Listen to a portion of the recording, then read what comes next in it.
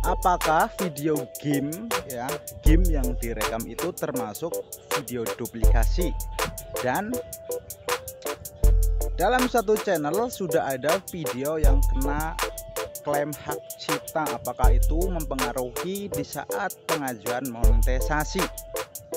Jawabannya cek video ini hingga selesai.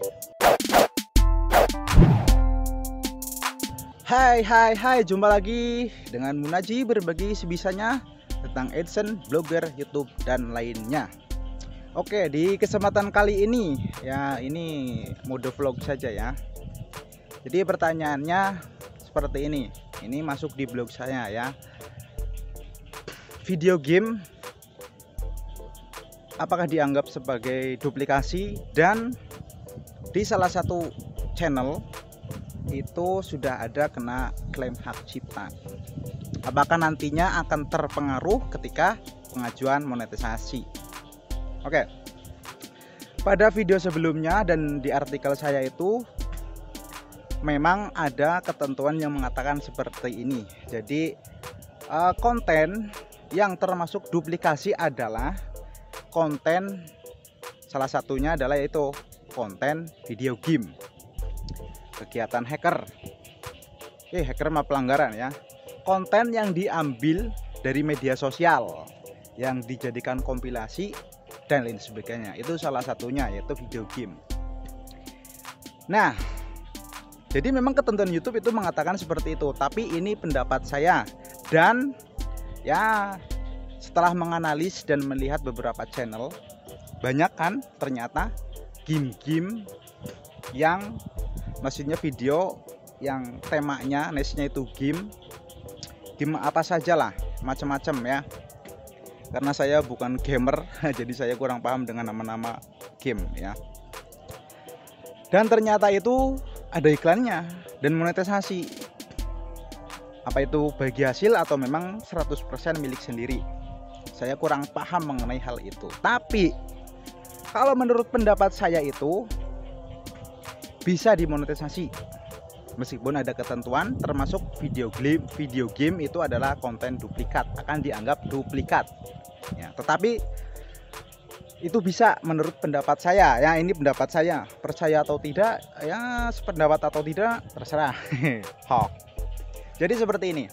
Jadi video game itu yang bagaimana? Kalau yang saya lihat itu adalah video gamenya bukan mutlak 100%, maksudnya rekam total terus upload, itu nggak seperti itu ya. Misalnya yang bisa dimonetisasi itu mungkin yang seperti ini, ditambahkan dep, ada pemainnya, ada gamernya, bukan hanya game saja yang direkam langsung diupload.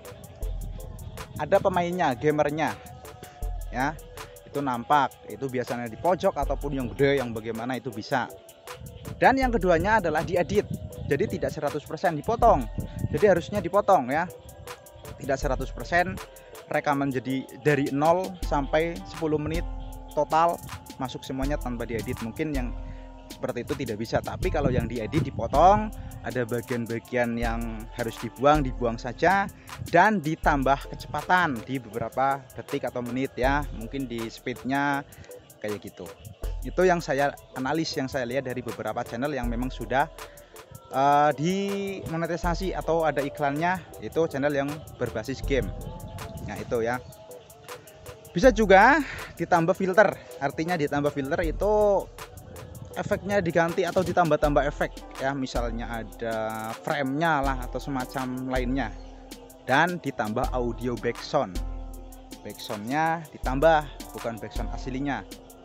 Nah itu mungkin kira-kira seperti itu ya untuk video game yang bisa dimonetisasi. Itu jawaban saya. Yang keduanya adalah dalam satu channel itu ada beberapa video atau satu video yang ternyata ada klaim hak cipta. Apakah itu nanti akan mempengaruhi ketika pengajuan monetisasi? Kalau yang saya katakan itu berkali-kali saya katakan di blog maupun jawaban-jawaban yang sudah saya publish melalui komen ataupun di YouTube. Jadi ketika mengajukan monetisasi atau saat pengajuan, jadi saat ini saya sudah mencapai 1K subscriber dan 4K jam tayang, langsung pengajuan. Nah itu ketika saat itu saya usahakan, saya harapkan, saya sarankan ya, saya sarankan lebih bijak mungkin. Itu jangan ada masalah dengan channel. Ya artinya reputasi channel itu dalam keadaan baik ya, bukan dalam keadaan pelanggaran. Jadi kalau pengalaman saya dulu itu pas pengajuan saya mendapatkan masalah 1 kali atau 2 kali itu jadi lama ya, jadi 6 bulan atau berapa bulan itu ditolak. Saya pengajuan itu sampai 3 kali, beberapa channel saya ada yang seperti itu karena dianggap duplikasi. Nah jadi kayak gitu, ketika pengajuan itu diusahakan jangan ada material ataupun baik itu audio atau visual itu milik orang lain, artinya kena hak cipta atau klaim-klaim lainnya lah, pelanggaran-pelanggaran lainnya. Artinya channel itu harus bersih, jadi diusahakan seperti itu. Nah ketika ada sebelumnya, nah itu kan ada notifikasi bahwa channel ini sedang ada teguran atau peringatan 1 kali, itu biasanya muncul selama 90 hari atau berapa hari itu, agak lupa ya. Nah itu. Nah ketika pengajuan kan nanti yang ditinjau itu adalah satu, pertama thumbnail, judul, deskripsi, 10 video pertama termasuknya ya, itu yang akan dinilai prioritas ya, tapi semuanya juga akan dinilai, tapi prioritas itu yang itu ada kok ketentuannya ya, di blog saya juga sudah saya uraikan.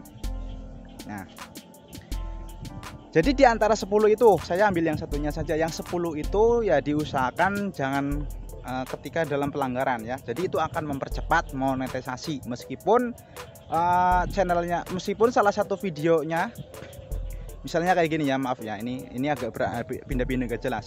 Jadi mungkin di antara 10 itu ada video yang sedang pernah kena hak cipta klaim di beberapa menit, kemudian menit itu yang dibuang saja, jangan di delete kalaunya karena eman-eman atau gimana ya, udah banyak view lah intinya atau banyak yang ditonton, jadi kan sayang ya. Jadi lebih baik diedit melalui editor video, dibuang saja bagian itu kemungkinan akan menjadi bersih. Selama ini saya juga sering melakukan itu, kalaupun ada hak cipta klaim yang kira-kira hanya beberapa menit saja, jadi dibuang.